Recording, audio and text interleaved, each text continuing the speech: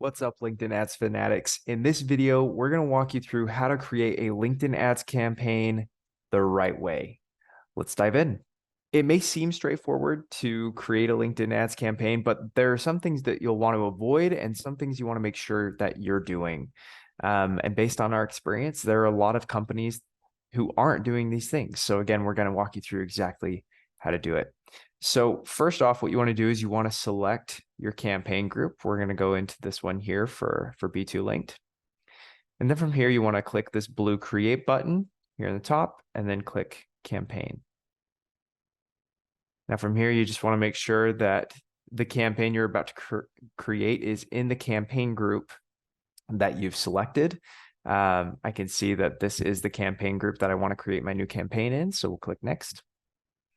Now, the first thing that LinkedIn is going to ask you to do is to name your campaign. Now, a lot of businesses miss out on this opportunity by naming their campaign. Oftentimes, they'll name it after the asset being promoted or the date that the campaign was launched. But what we like to do is we like to name our campaigns based off of the targeting. We want our campaigns to remain evergreen. We don't want to have to create the same campaign over and over again if we end up changing the asset later on that we're promoting, or we want to promote a brand new event that's coming up. We want to be able to use the exact same campaign every single time and save us the hassle of having to duplicate that every time we have a new event or asset to be promoted. So what we like to do here when we name the campaign, we want to name the campaign again off of the audience being targeted, as well as other criteria. So we'll include abbreviations of the objective that we're using, the ad format that we're using, and so forth. So I'll show you a little bit of what that looks like here in a second. I'm actually going to name my campaign at the end when I've finished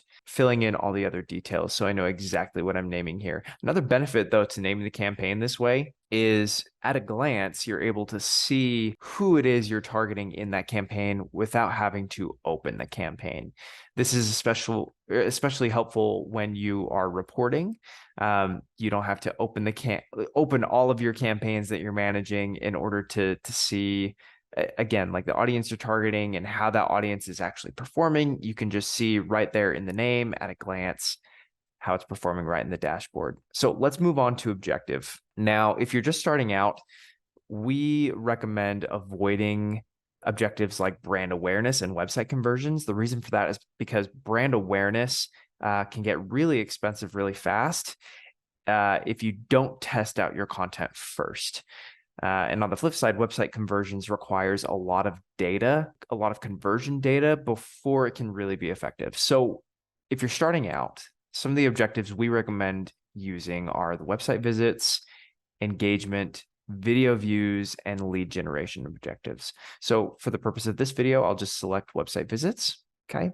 And the next step is defining your target audience. Now, this is the real meat of the campaign creation. This is where LinkedIn really excels as a B2B advertising platform, where other platforms allow you to target based off of interests and behaviors. LinkedIn allows you to target based off of a person's work profile. So think their job title, their skill set, their company industry, company size, etc. So when you are targeting your audience on LinkedIn, it's best to think of your audience as it relates to their work profile. So consider what job titles they have or what skills that they would list on their profile, what groups they belong to and engage with. Those are the type of criteria that we want to be targeting here on LinkedIn. But in addition to this, some other tips are a couple tips here. So the first is to leverage exclusions. So you'll see when I'm building out my audience here, I can start by targeting a location. So let's start by just targeting the United States, for example. I want to switch this from recent or permanent to just permanent location. The reason for that is just because LinkedIn will track those who are visiting the United States, even if they don't necessarily live here, if it's set to recent or permanent. I want people who are permanently located in the United States for this example. I can narrow my audience further by, again, targeting job titles. So let's say we are targeting, this is our B2B marketing campaign group. So say I'm targeting marketing directors as just an example. So this is one of the job titles I'm targeting, and I can include other details as well. So let's throw on some ICP details. So let's see, maybe I want to target specific industries. I want to target those in education, which includes higher education and primary and secondary education, which is great. So we'll leave it at that. But I can also exclude people from my audience as well. So those that you might want to consider excluding are current customers, employees, and competitors. And the reason for this, or the logic behind this, is that your employees will never pay you, your customers are already paying you, and your competitors want to crush you. There might be strategies or occasions or use cases where you might want to target current customers or employees, but the majority of the time, it's likely you'll want to exclude them from your targeting. So best to use exclusions for that, especially. But the second thing is to disable audience expansion. Now, what audience expansion does is it extends your reach to those outside of your defined targeting. So if you want to keep your advertising focused on those who would only make ideal customers for you, it's best to leave audience expansion unchecked. If you want to learn more about audience expansion, we have an entire blog post dedicated to the subject on our website, b2link.com. So again, if you want to learn more about that, feel free to visit us there. But moving on to selecting your ad format. So you can see we have several ad formats here under the website visits objective. It should be noted here that depending on which objective you select, your list of ad formats here can change, but the majority of the time, these are the ad formats that will be available to you. If you're just starting out, though, the objectives that we would recommend are either single image ads or video ads. These are the most simple ad formats on the platform, so they're great for just getting started. But not only that, they're also the ad types that can help you build retargeting audiences the fastest out of any other ad format. So they're really great for that. Text ads, though, I will say text ads are also a great supplemental ad type. They're very low cost. They don't get many clicks, so you're not going to spend a lot running text ads, but they're high in impression volume. So they're great for brand awareness. Again, you might not get much traffic coming from text ads, but they can at least help you stay top of mind when running ads in tandem to your single image and video ads. So great ad format to leverage there. Moving on to placements, you have two options for placements. You will always advertise on LinkedIn, but you also have the option to advertise on the LinkedIn Audience Network, or LAN for short. Now, the LinkedIn Audience Network is very similar to Google's display network. It's a collection of third-party publishers where LinkedIn can show your ads. But based on our experience, we can't recommend LAN at this time. Again, just in our experience, we've seen too much of our click traffic from LAN. It's always seemed really low intent. So, and that's not just us either. We have heard a lot of other advertisers voice their experiences with LAN, and it's always the same type of experience. So unfortunately, we can't recommend LAN at this time.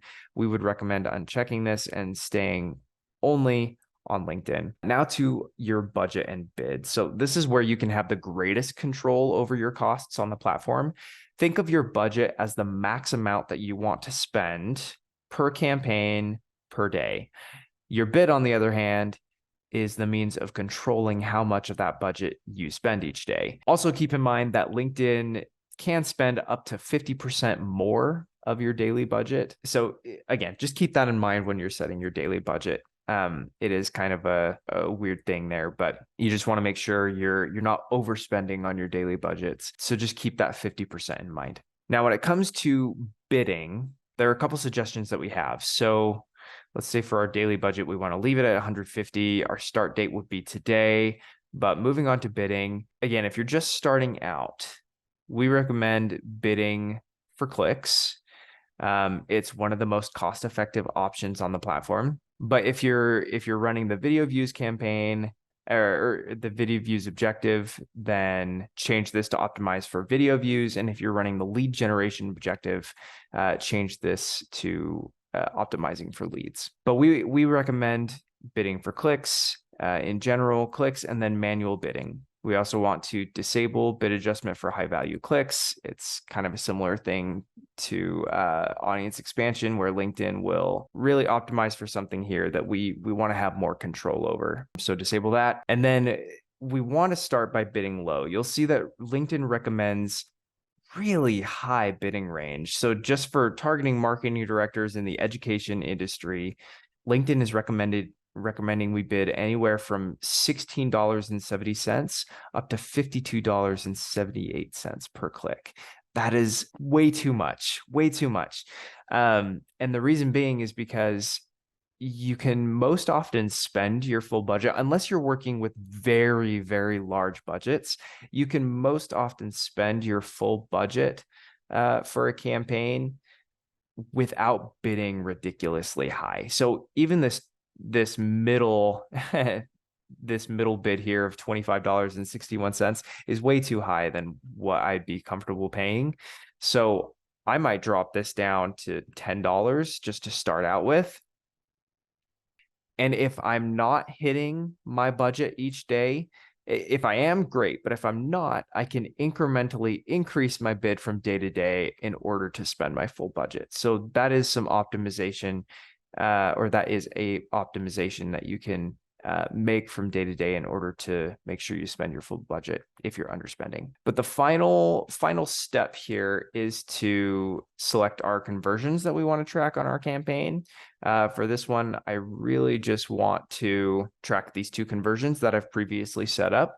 We're not going to walk through in this video how to actually set up conversions, but we have additional resources on our site that you can check out. But what we want to do here is associate any conversions that you've created previously to your campaign so that LinkedIn knows when someone sees and or clicks on your ad and then converts, that LinkedIn will use those parameters that you've told it to report when a conversion takes place, if that conversion came from ads within this campaign that you've just created. So this is definitely a big step, one you don't want to miss.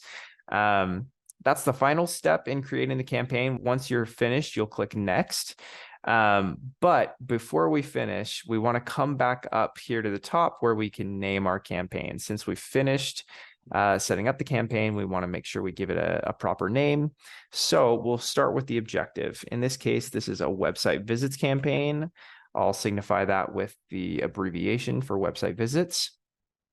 And our ad format is single image. So I'm going to come back up here to the top and we'll do single image as the ad format. Now our audience targeting, you'll remember we're targeting those in the United States and we're targeting marketing directors in the education industry. So I'm going to make sure I reflect that in my name. Marketing director, JT, standing for job title.